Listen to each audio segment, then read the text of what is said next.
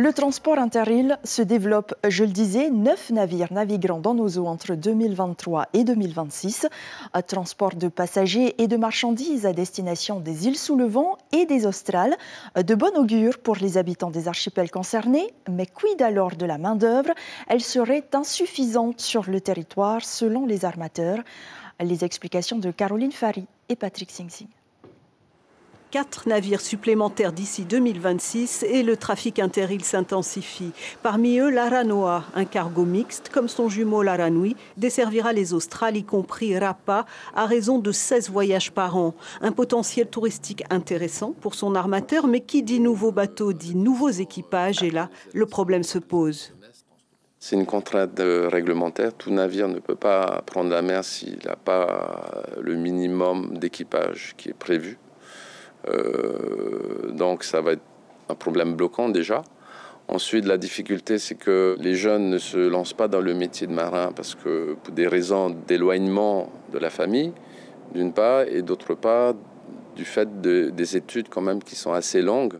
Pas de souci pour l'Apetei Express, attendu courant juin, qui viendra remplacer l'Aremiti 5 aux îles sous le vent et conservera son équipage. Construit au Vietnam par une entreprise australienne, il s'annonce plus grand, plus rapide et promet des rotations plus fréquentes.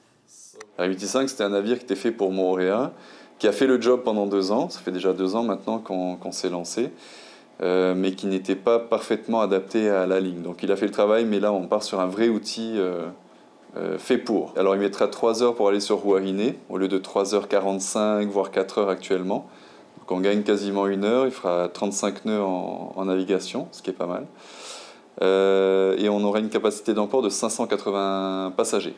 Un plus pour les habitants et prestataires des îles, plutôt satisfaits de voir arriver la relève. Ça va encore apporter plus de clients, j'espère.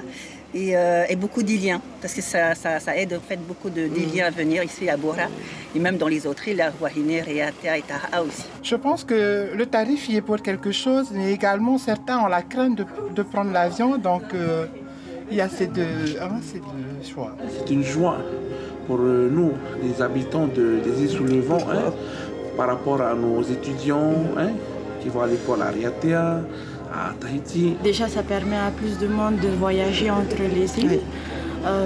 Et en plus de ça, le prix est beaucoup plus attractif que de prendre l'avion. La concurrence s'organise. En dehors de l'Apetei Express, 3 nouveaux navires viendront renforcer la desserte des îles sous le vent d'ici 2025, dont celui de la SNP, prévu pour arriver ce jeudi à Papeete, en remplacement du Taporo 7. L'information en continu sur Polynésie la première, Internet et réseaux sociaux.